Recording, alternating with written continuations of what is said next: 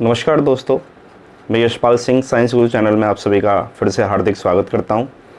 देखिए, जैसे दोस्तों ने पिछले वीडियो में चर्चा की थी, केमिस्ट्री का हम टॉपिक स्टार्ट कर चुके हैं। टॉपिक का नाम तत्व यानी एलिमेंट है और ऐसा टॉपिक जो सभी प्रकार के प्रतियोगी परीक्षाओं में यहाँ से 5 से 6 क्वेश्चन पूछे जाते हैं। अगर हम पिछली एनटीपीसी और राजस्थान कांस्टेबल एग्ज़ाम की बात करें तो एलिमेंट वाले टॉपिक से 5 से 7 क्वेश्चन तक पूछे गए हैं। इसका मतलब ये हुआ कि दोस्तों, अगर इस टॉपिक को आपने छोड़ा है तो हो सकता है आपका सिलेक्शन ना हो। कारण है क्योंकि बहुत बड़ा वेटेज है इस टॉपिक का अपने आप में। 5 से 7 क्वेश्चन पर पकड़ बनाना, यानी कि अगर इस टॉपिक को आप अच्छे से पढ़ लेते हैं तो 5 से 7 क्वेश्चन आपके पक्के हो जाते हैं। तो देखिए दोस्तों, हम एलिमेंट में बात कर रहे थे कि एलिमेंट जो हैं उनकी संख्या है 118 और ये जो एलिमेंट है इन्हें 3 भागों में हमने बांटा था। धातु यानी मेटल में, अधातु यानी नॉन मेटल और उपधातु यानी मेटालॉइड में। उसके बाद हमने बात की थी कि जो एलिमेंट होते हैं इनकी 3 अवस्थाएं होती हैं, ठोस, द्रव और गैस। यानी कि ये 3 अवस्थाओं में हो सकते हैं। कुछ एलिमेंट ठोस होते हैं, कुछ एलिमेंट द्रव होते हैं और कुछ एलिमेंट क्या होते हैं, गैसीय अवस्था में होते हैं। अब जैसे हम बात करें, हमने पढ़ा था कि हाइड्रोजन क्या है, आप कहते हैं सर गैस है। तो हाइड्रोजन एक एलिमेंट है, लेकिन अवस्था कौन सी हुई इसकी, गैसीय अवस्था। आपसे क्वेश्चन पूछा जाए नाइट्रोजन क्या है, आप कहेंगे सर गैस है। तो नाइट्रोजन तो एक तत्व हो गया, एलिमेंट हो गया, लेकिन ये इसकी अवस्था हो गई गैस। वैसे ही आपसे पूछा गया कि मरकरी क्या है, तो आपने कहा सर द्रव है। तो मरकरी तो क्या है, एक एलिमेंट है, लेकिन द्रव इसकी क्या हुई, अवस्था हुई। तो हमने इसमें पढ़ा था कि 5 तत्व ऐसे हैं जो द्रव अवस्था में पाए जाते हैं और 11 तत्व ऐसे हैं जो गैसीय अवस्था में पाए जाते हैं। बाकी ये तत्व आपको याद ही नहीं करने, क्योंकि एग्जाम में या तो द्रव अवस्था से क्वेश्चन पूछा जाता है या फिर क्वेश्चन पूछा जाता है गैसीय अवस्था से। अब हम बात करते हैं ये जो तत्व हैं, एलिमेंट हैं, इन तत्वों के जो नाम होते हैं, जो सिंबल होते हैं, इन सिंबल यानी प्रतीकों को स्वीकृति कौन देता है। तो देखिए दोस्तों, जैसा कि मैंने बोर्ड पर लिखा हुआ है कि जो तत्व के नाम होते हैं इन नामों को स्वीकृति देता है IUPAC। IUPAC की फुल फॉर्म है International Union of Pure and Applied Chemistry. तो International Union of Pure and Applied Chemistry जो है वो इनके तत्वों को तत्वों के नामों को क्या देती है, स्वीकृति प्रदान करती है। तत्व का जो प्रतीक होता है, सिंबल होता है, इसके एक परमाणु को प्रदर्शित करता है। इसका मतलब समझें आप ध्यान से। जैसे कि हम अगर कोयला लेते हैं, कोयला आप जानते हैं कार्बन का अपर रूप होता है, या हम यूँ कह सकते हैं कोयला यानी क्या है, कार्बन है। तो आप जब कोयला लेते हैं तो कोयला जो है बहुत सारे कार्बन परमाणुओं से मिलकर के बना है।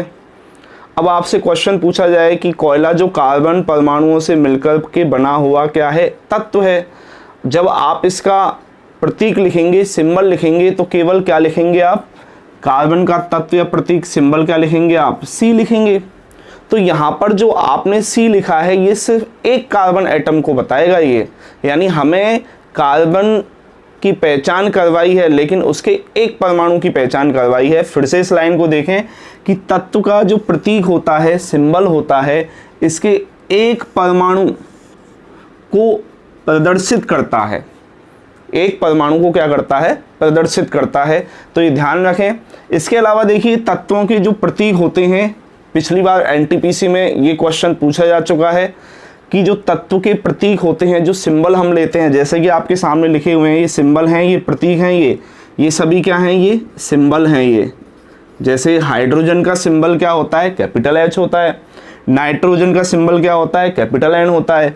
ऑक्सीजन का सिंबल क्या होता है, O होता है। सिल्वर का सिंबल Ag होता है। गोल्ड का सिंबल Au होता है। और भी तत्व हैं, 118 हैं, सभी के सिंबल होते हैं, प्रतीक होते हैं। तो ये जो तत्वों के प्रतीक होते हैं ये कौन कौन सी भाषाओं से लिए जाते हैं, तो आपका आंसर होगा ये लैटिन भाषा से लिए जाते हैं, या फिर ये ग्रीक भाषा से लिए जाते हैं, या फिर ये जर्मन भाषा से, और या फिर ये अंग्रेजी भाषा से लिए जाते हैं।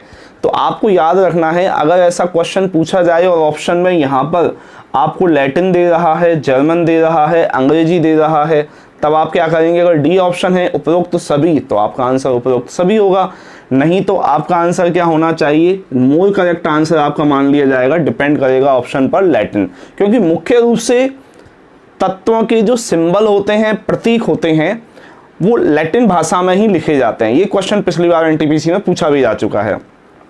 अब देखिए यहाँ पर दोस्तों मैंने कुछ तत्व लिए हुए हैं, कुछ प्रतीक एलिमेंट लिए हुए हैं और इन एलिमेंट के मैंने यहाँ कुछ सिंबल लिखे हुए हैं।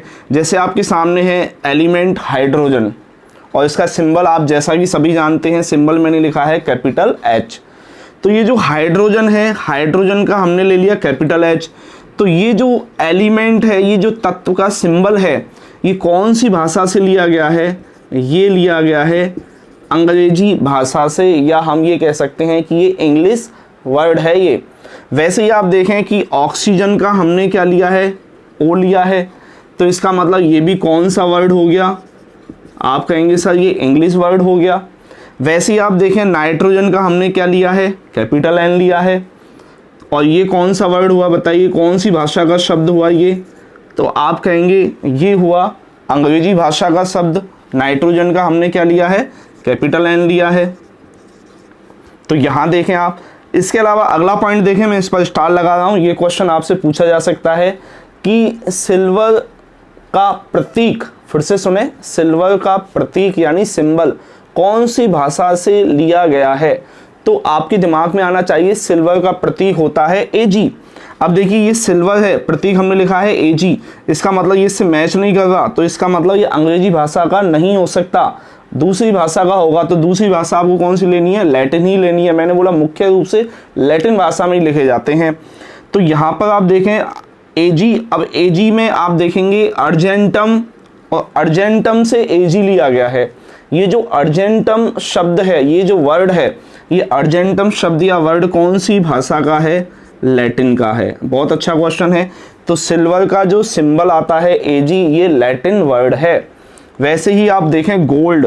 अब गोल्ड का तो G होना चाहिए था, लेकिन यहाँ पर हमने क्या लिखा है? AU लिखा है। तो इसका मतलब AU का मतलब ये ऑरम से है, ऑरम से लिया गया है। और ऑरम से लिया गया है तो ऑरम जो है वो कौन सा वर्ड है? ये लैटिन वर्ड है। तो आपसे क्वेश्चन पूछेगा गोल्ड का जो प्रतीक है, जो सिंबल है, वो कौन सी भाषा से लिया गया है? जर्मन भाषा से, ग्रीक भाषा से, अंग्रेजी भाषा से, या इन सभी से? तो आपका आंसर हो जाएगा लैटिन भाषा से। वैसे ही दोस्तों देखिए और भी कुछ यहाँ पर तत्व हैं, वो मैं लिख देता हूँ। वो एग्ज़ाम पॉइंट ऑफ व्यू से काफ़ी महत्वपूर्ण हैं।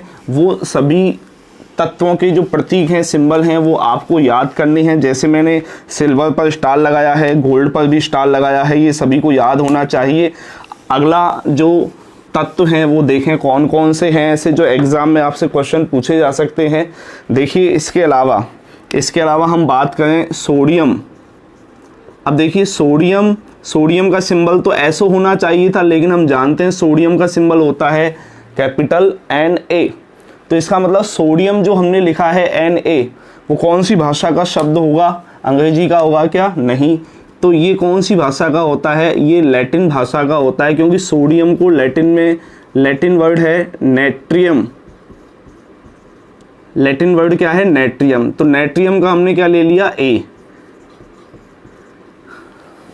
तो ये हमने याद रखें, सोडियम यानी नेट्रियम से लिया गया है, और नेट्रियम शब्द किससे है? लैटिन से है।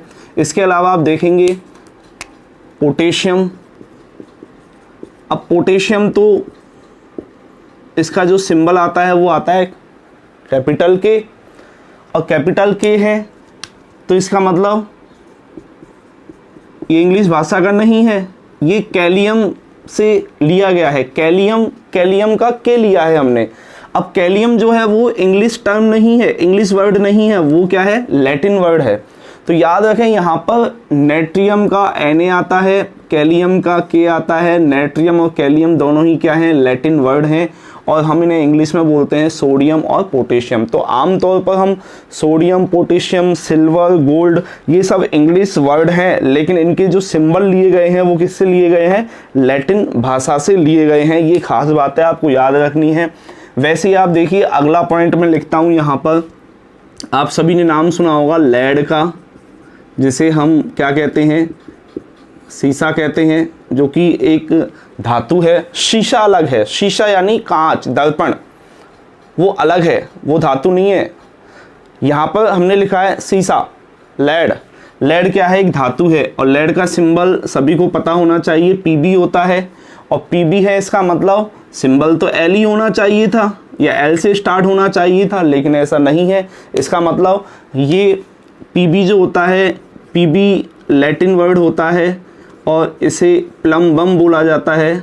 तो प्लम बम यानी प्लम बम का हमने क्या लिया है, पीबी लिया है, और ये क्या है, लैटिन वर्ड है।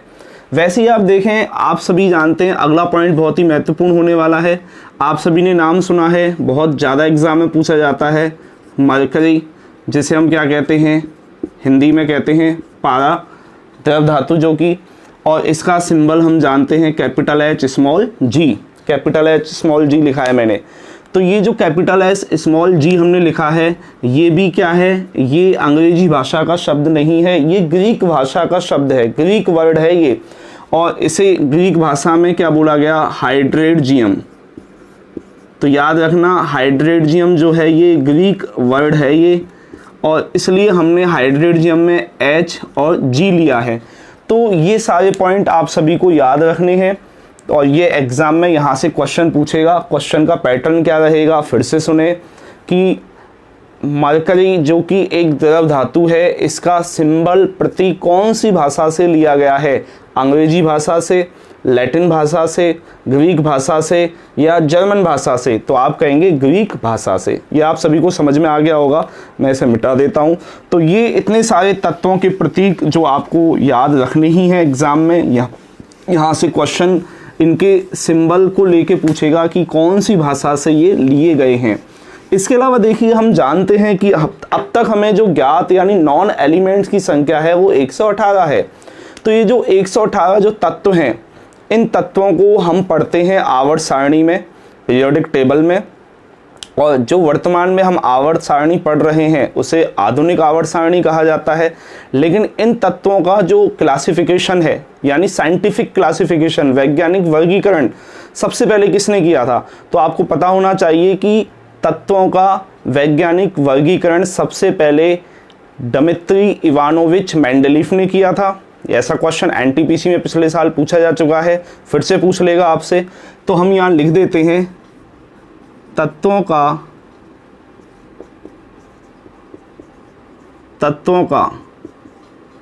वैज्ञानिक वर्गीकरण सबसे पहले याद रखें। तो सबसे पहले साइंटिफिक क्लासिफिकेशन किसने किया था एलिमेंट्स का? तो आपका आंसर क्या होगा? आपका आंसर होगा डिमित्री इवानोविच मेंडलीफ।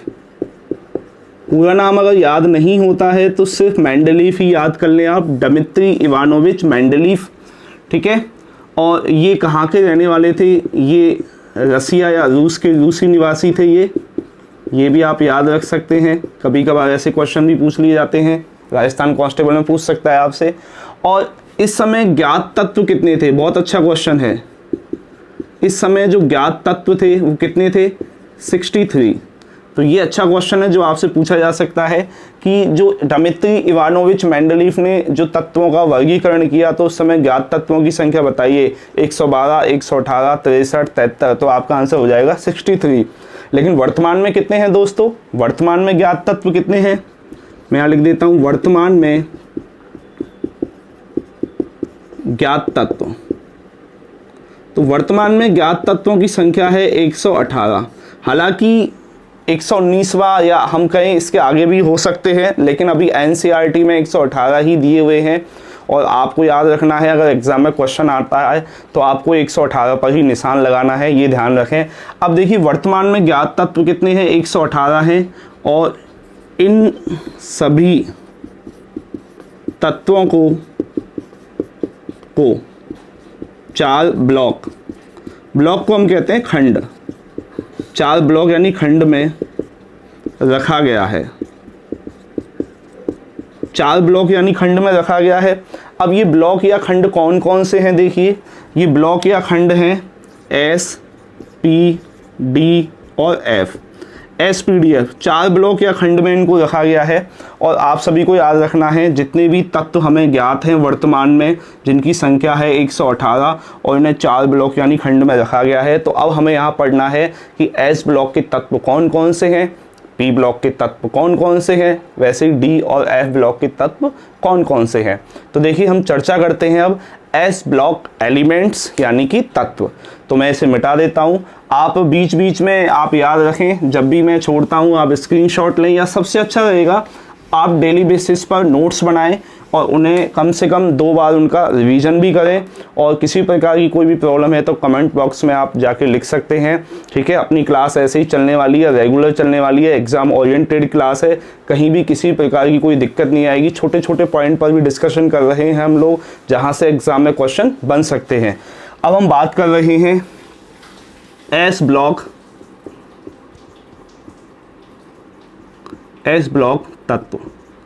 तत्व जिसे हम क्या कहते हैं, एलिमेंट। तो देखिए S ब्लॉक तत्व कौन कौन से हैं और इनको याद करने का तरीका क्या है ये भी मैं आपको बताऊंगा। इसका याद करने का बड़ा ही आसान तरीका है, यानी हम कहें ट्रिकी वे में पढ़ेंगे हम, ट्रिकी मेथड है हमारे पास में, ठीक है, जो कि मैंने अपने स्कूल टाइम में उसी मेथड से इन सबको लर्न किया था, याद किया था। और हमें भी हमारे जो केमिस्ट्री के जो हमारे गुरुजी थे उन्होंने याद करवाया था, जो मुझे अब तक भी याद है और आपको भी याद हो जाना चाहिए। बहुत ही आसान है, क्योंकि आप सोच रहे होंगे सर इतने सारे एलिमेंट्स हम कैसे याद करेंगे। बहुत ही आसान है, देखिए चुटकियों में याद कर लेंगे आप अभी। तो देखिए कौन कौन से हैं, तो देखें आप, हेलिना की रब से फरियाद। हेलिना की रब से फरियाद, मैं इनके नाम लिख देता हूँ। है का मतलब है हाइड्रोजन, लिथियम,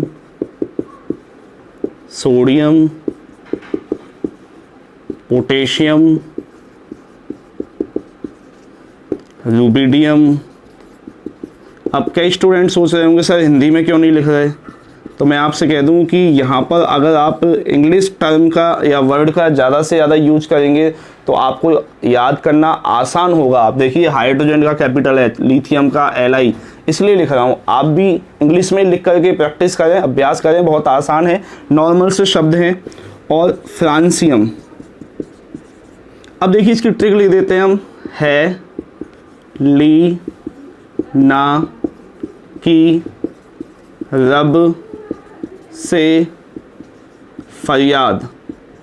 हेलिना की रब से फरियाद। है का मतलब हाइड्रोजन, ली का मतलब Li यानी लिथियम है, ना का मतलब Na से यानी सोडियम से है, की का मतलब K यानी पोटेशियम से है, रब का मतलब Rb यानी रुबिडियम से है, से का मतलब Cs यानी सीजियम से है, फरियाद का मतलब Fr यानी फ्रांसियम से है।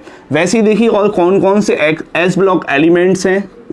S ब्लॉक एलिमेंट्स देखें, बेटा मांगे, कार स्कूटर, बाप रोए।